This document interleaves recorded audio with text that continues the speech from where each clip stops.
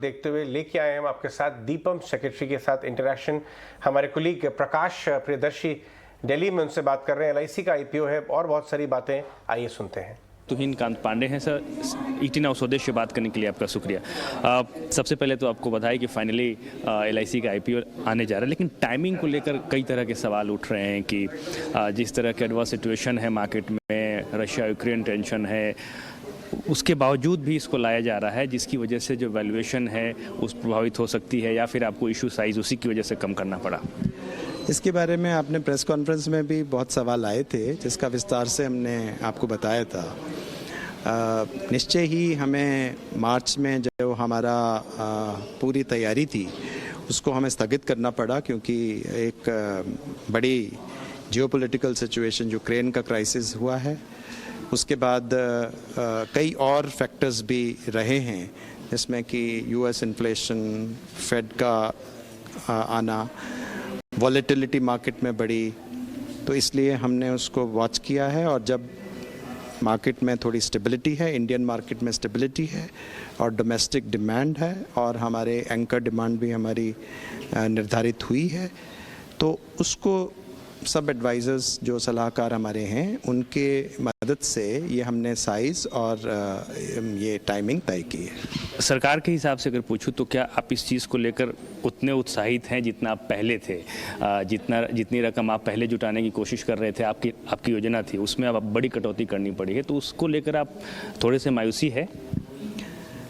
नहीं, हम तो लिस्टिंग इम्पॉर्टेंट है हमारे लिए, क्योंकि एलआईसी एक बार लिस्ट होती है तो उसके आगे की कार्यवाही चालू होती है। और जहाँ तक सवाल है डिसइन्वेस्टमेंट का, विनिवेश का, वो तो बहुत हद तक मार्केट कंडीशंस पे ही निर्धारण रहता है। हम चाहते हुए भी मार्केट का तो हमें रिस्पेक्ट करना ही पड़ेगा, उनकी कंडीशंस का रिस्पेक्ट करना ही पड़ेगा, और उसका प्रभाव स्टॉक मार्केट में जनरल क्या हो रहा है उसका भी हमें लेखा जोखा रखना होगा। मिनिमम पब्लिक शेयर होल्डिंग की से बात करें तो क्या उसका पैटर्न होगा आगे जाके? कब तक इसका रोड मैप क्या होगा? उसको लेकर किस तरह की योजनाएं हैं? देखिए, अभी तो लिस्टिंग की बात हो रही है और मिनिमम पब्लिक शेयर होल्डिंग का निश्चय ही हम जो रोड मैप है वो उसके लिए, क्योंकि एक बहुत बड़ी संस्था है एलआईसी और इसका मार्केट कैप बहुत ज़्यादा है, तो उसको कैसे किया जाएगा उससे आगे विचार होगा। लेकिन एक हमने प्रोस्पेक्टस में ये घोषणा की है कि हम 1 साल तक एफपीओ नहीं लाएंगे इसमें।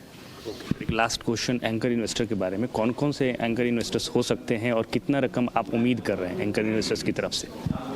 एंकर इन्वेस्टर्स की जो सूची है, क्योंकि वो 2 तारीख को एंकर इन्वेस्टमेंट खुलती है और उस दिन वो सूचना आपको मिल जाएगी जब वो बन जाएगा। और लगभग 5,600 करोड़ का इसमें एंकर इन्वेस्टमेंट है, जो कि हमने निर्धारित किया था जो सेबी नियमों के मुताबिक है, और उस हिसाब से वो पूरी बुक आ जाएगी। लिस्टिंग कब होगी?